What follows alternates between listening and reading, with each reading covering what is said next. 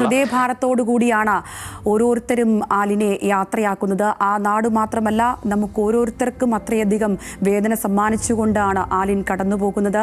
ഒടുവിലത്തെ ആ വീട്ടിൽ നിന്നിറങ്ങുന്ന ഒടുവിലത്തെ നിമിഷങ്ങളാണ് നമ്മൾ ഇപ്പോൾ കണ്ടത്. ഉടൻ തന്നെ നെടുങ്ങാടപ്പള്ളിയിലെ CSI ദേവാലയത്തിലേക്ക് ആലിൻ്റെ ആ കുഞ്ഞ് ശരീരം എത്തിക്കും. അവിടെ തുടർന്ന് സംസ്കാര ശുശ്രൂഷകളുടെ ബാക്കി ഘട്ടമുണ്ടാകും. സംസ്ഥാന സർക്കാർ നൽകുന്ന ഔദ്യോഗിക ബഹുമതികൾ ആ ഘട്ടത്തിൽ ആലിനായി പങ്കുവയ്ക്കും. അങ്ങനെ 10 മാസം മാത്രമുള്ള ആ ഒരു കുഞ്ഞു ജീവിതം ഒടുവിൽ ഒരുപാടധികം പേരുടെ മനസ്സിൽ അങ്ങനെ ഒരു ഹൃദയഭാരം സൃഷ്ടിച്ചുകൊണ്ട്, പക്ഷേ ഒരു മാലാഹ കുഞ്ഞായി അവശേഷിച്ചുകൊണ്ട് അങ്ങനെ പോവുകയാണ് നെടുങ്ങാടപ്പള്ളിയിലെ ആ CSI ദേവാലയത്തിലേക്ക് ഒടുവിലായുള്ള യാത്രയിൽ.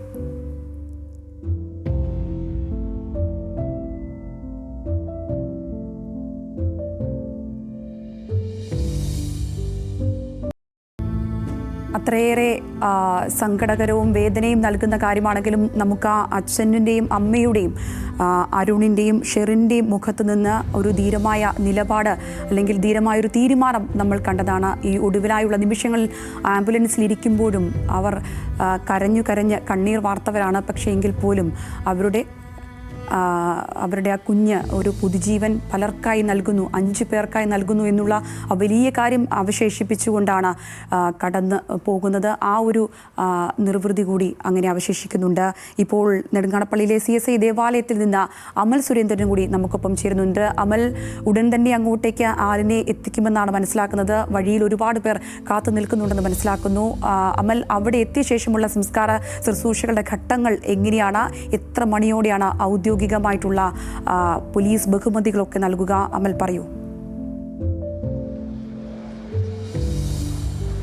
സംഗീത, ഏതായാലും ഈ പള്ളിയിലേക്ക് ഇപ്പോൾ ആ കുഞ്ഞ് മൃതദേഹവുമായിട്ടുള്ള ആംബുലൻസ് എത്തിയിരിക്കുകയാണ്. ആംബുലൻസ് ഇവിടെ എത്തിയിരിക്കുന്നു. ആംബുലൻസിൽ നിന്ന് മൃതദേഹം ഇപ്പോൾ തന്നെ പള്ളിക്കുള്ളിലേക്ക് കൊണ്ടുവരുന്നു. പള്ളിയിലേക്ക് കയറ്റുകയും അതിനുശേഷമായിരിക്കും ശുശ്രൂഷകളും കാര്യങ്ങളും നടത്തുന്നതിന് മുൻപായി തന്നെ ഒരു അന്ത്യവട്ടമായിട്ട് ചില ഒരു അന്ത്യവിയോഗം നൽകുവാനുള്ള അല്ലെങ്കിൽ അന്ത്യാഞ്ജലി നൽകുവാനുള്ള അവസാനവട്ട ശ്രമങ്ങൾ കൂടി അല്ലെങ്കിൽ അവസാനവട്ട അവസരങ്ങൾ കൂടി ഇവിടെ നാട്ടുകാർക്കെല്ലാം ഉണ്ടാകുന്നതാണ്. അതിനുശേഷം മൃതശരീരത്തിന് ഔദ്യോഗികമായിട്ടുള്ള സർക്കാർ ബഹുമതി ഈ പള്ളി മുറ്റത്ത് വെച്ച് തന്നെ നൽകും. തുടക്കത്തിൽ സെമിത്തേരിക്ക് മുന്നിൽ വെച്ചായിരിക്കും ഈ ഗാർഡ് ഓഫ് ഓണർ കൊടുക്കുക എന്നൊരു വാർത്തകൾ ഉണ്ടായിരുന്നുവെങ്കിലും അങ്ങനെ ആയിരിക്കില്ല എന്നും പള്ളിയിൽ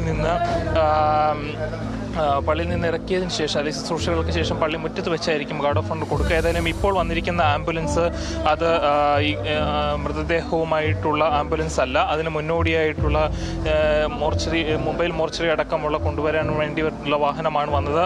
ഏതായാലും ഈ വാഹനത്തിന് പിന്നാലെ തന്നെ മൃതശരീരവും വഹിച്ചുകൊണ്ടുള്ള വാഹനം കടന്നു വരുന്നുണ്ടെന്ന് തന്നെയാണ് നമുക്കറിയാൻ സാധിക്കുന്നത്. ഇപ്പോൾ ഈ ചെറിയൊരു ശവപ്പെട്ടി, ആ കുഞ്ഞ് ശരീരം വഹിക്കുവാനുള്ള ചെറിയ ശവപ്പെട്ടി അടക്കം ഇവിടെ എത്തിച്ചിട്ടുണ്ട്. ഈ പള്ളി ഹാളിനുള്ളിലാകെ ഇപ്പോൾ വിശ്വാസികളും അതിനെ ഒരു നോക്ക് അവസാനമായി കാണുവാൻ വേണ്ടിയിട്ടുള്ള ആളുകളടക്കം ഇവിടെ എത്തിയിട്ടുണ്ട്. എല്ലാ വിധത്തിലുള്ള സജ്ജീകരണങ്ങളും ഇവിടെ നെടുങ്ങാടപ്പള്ളി CSI ദേവാലയത്തിനുള്ളിൽ ഒരുക്കിയിട്ടുണ്ട്. CSI സെൻറ് തോമസ് ചർച്ചിൽ വെച്ചാണ് ഈ അന്ത്യശുശ്രൂഷകളെല്ലാം നടക്കുന്നത്. നമുക്കറിയാമാണ് അല്പസമയം മുൻപാണ് മന്ത്രിസഭയിലെ അടക്കം പ്രമുഖരടക്കം ഈ വീട്ടിലെത്തി ആ കുഞ്ഞ് ശരീരത്തിന് അല്ലെങ്കിൽ കുഞ്ഞ് ദേഹത്തിന് വിയോഗം നൽകിയത് അല്ലെങ്കിൽ അന്ത്യാഞ്ജലികൾ അർപ്പിച്ചത് നമുക്കറിയാവുന്നതാണ്.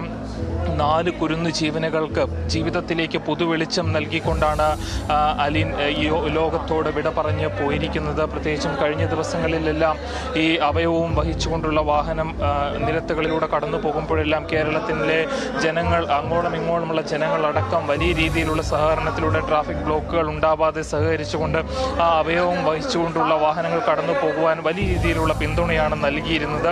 കേരളത്തിലെ ഏറ്റവും പ്രായം കുറഞ്ഞ അവയവദാനമാണ് നടക്കുന്നത്. അതിലൂടെ തന്നെ ആ ഒരു നമുക്കറിയാവുന്നതാണ്, വെറും 9 മാസം മാത്രം ഈ ഭൂമിയിൽ ജീവിക്കുവാൻ ഭാഗ്യം ചെയ്ത ആ കുഞ്ഞ് മാതാപിതാക്കളെയും കുടുംബത്തെയും വിട്ട് പിരിഞ്ഞു പോകുമ്പോൾ അതിൻ്റെ വേർപാട് ആ കുടുംബത്തിനും നാട്ടുകാർക്കും ഉണ്ടാകുന്നത് എത്രമാത്രം വലിയ ഹൃദയവേദനയാണ് ഉണ്ടാകുന്നതെന്നറിയാം. പക്ഷേ അങ്ങനെയാണ് എങ്കിൽ തന്നെയും തങ്ങളുടെ മകൾക്ക് അമരത്വം നൽകുക അല്ലെങ്കിൽ അവൾക്ക് നിത്യജീവിതത്തിലേക്ക് അവളെ ഉയർത്തുക എന്നൊരു ചിന്ത ഈ കുടുംബത്തിനുണ്ടാവുകയും അതിനെ തുടർന്നാണ് മസ്തിഷ്ക മരണം സംഭവിച്ചതിനെ തുടർന്ന് കുട്ടിയുടെ അവയവങ്ങൾ, ആന്തരിക അവയവങ്ങൾ മറ്റ് കുരുന്നുകൾക്ക് ജീവന് കൈത്താങ്ങാവട്ടെ, അവരെ ജീവിതത്തിലേക്ക് വെളിച്ചം പകരട്ടെ എന്ന ചിന്തയിൽ തുടർന്ന് അവർക്ക് കൈമാറുവാൻ അല്ലെങ്കിൽ അവർക്ക് അവയവമാറ്റത്തിന് ഈ കുടുംബം തയ്യാറാവുകയും പിന്നീട് അതിലേക്ക് ആശുപത്രി അധികൃതരൊക്കെ മുന്നോട്ട് പോവുകയും ചെയ്ത സാഹചര്യം ഉണ്ടാകുന്നത്.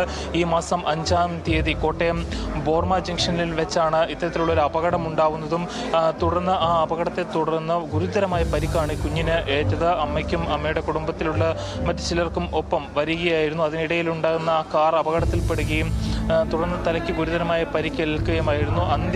നിമിഷം വരെ അല്ലെങ്കിൽ രക്ഷിക്കാൻ സാധിക്കുന്നതിൻ്റെ പരമാവധി ആശുപത്രി അധികൃതരാവട്ടെ ഡോക്ടർമാരാകട്ടെ ഒക്കെ ശ്രമിക്കുകയും ചെയ്തിരുന്നു. അവസാന നിമിഷം വരെയും ഈ കുഞ്ഞിനെ ജീവിതത്തിലേക്ക് തിരിച്ചു കൊണ്ടുവരുവാൻ സാധിക്കുമെന്നൊരു പ്രതീക്ഷ കുടുംബത്തിനും ആശുപത്രി അധികൃതർക്കും അടക്കമുണ്ടായിരുന്നു. പക്ഷേ അങ്ങനൊരു ഭാഗ്യം ആ കുഞ്ഞിന് ലഭിച്ചില്ല. അതിനെ തുടർന്നാണ് അവയവദാനം എന്നൊരു തീരുമാനത്തിലേക്ക് കുടുംബം പോയത്. ഏതായാലും നമുക്കറിയാവുന്നതാണ്, സർക്കാർ അടക്കം വലിയ രീതിയിലുള്ള ഒരു പിന്തുണയാണ് കുടുംബത്തിൻ്റെ ഈ തീരുമാനത്തിന്.